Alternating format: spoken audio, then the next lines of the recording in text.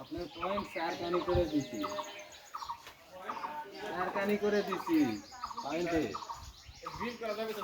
হ্যাঁ ইচ্ছা মতো করবেন, প্রবলেম নেই। কঠিন ভোর করে দিয়েছি, ঠিক আছে? হ্যাঁ, আপনার বসে খাওয়া দাওয়া করলেন না, তারপরে ওই টাইলসের এক কোণা দেখতে পাচ্ছে এরা বিস্কুট খায়, বিস্কুট ফেলে ফেলে আছে, বুঝতে পারছেন?